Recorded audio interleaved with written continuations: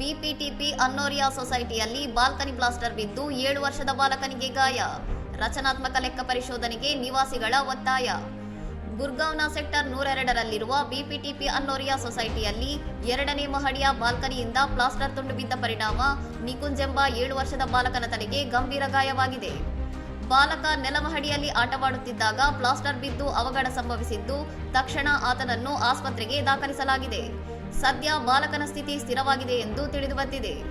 ಸೊಸೈಟಿಯಲ್ಲಿ ಪದೇ ಪದೇ ಇಂತಹ ಘಟನೆಗಳು ನಡೆಯುತ್ತಿದ್ದರೂ ನಿರ್ವಹಣಾ ಮಂಡಳಿ ಸೂಕ್ತ ಕ್ರಮ ಕೈಗೊಳ್ಳುತ್ತಿಲ್ಲ ಎಂದು ನಿವಾಸಿಗಳು ಆರೋಪಿಸಿದ್ದಾರೆ. ಕಳೆದ ವಾರವಷ್ಟೇ ಗ್ರೇಟರ್ ನೋಯ್ಡಾದಲ್ಲಿ ಪ್ಲಾಸ್ಟರ್ ಬಿದ್ದು ವ್ಯಕ್ತಿಯೊಬ್ಬರು ಮೃತಪಟ್ಟಿದ್ದು, ಈ ಘಟನೆ ಆತಂಕ ಹೆಚ್ಚಿಸಿದೆ.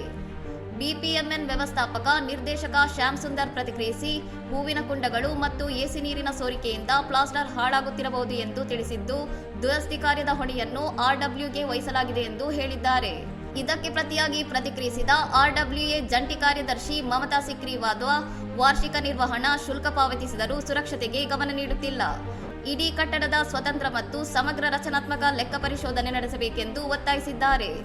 ನಿರ್ಮಾಣದ ಗುಣಮಟ್ಟದ ಕುರಿತು ತನಿಖೆ ನಡೆಸುವಂತೆ ಮತ್ತು ನಿರ್ಲಕ್ಷ್ಯ ತೋರಿದವರ ವಿರುದ್ಧ ಕ್ರಮ ಕೈಗೊಳ್ಳುವಂತೆ ನಿವಾಸಿಗಳು ಜಿಲ್ಲಾಧಿಕಾರಿ ಮತ್ತು ಜಿಲ್ಲಾ ಪಟ್ಟಣ ಯೋಜನಾ ಅಧಿಕಾರಿಗಳಿಗೆ ದೂರು ನೀಡಿದ್ದಾರೆ. ಇನ್ನಷ್ಟು ಸುದ್ದಿಗಳಿಗಾಗಿ ನೋಡ್ತಾ ಇರಿ ಸೌರಂ ಟಿವಿ.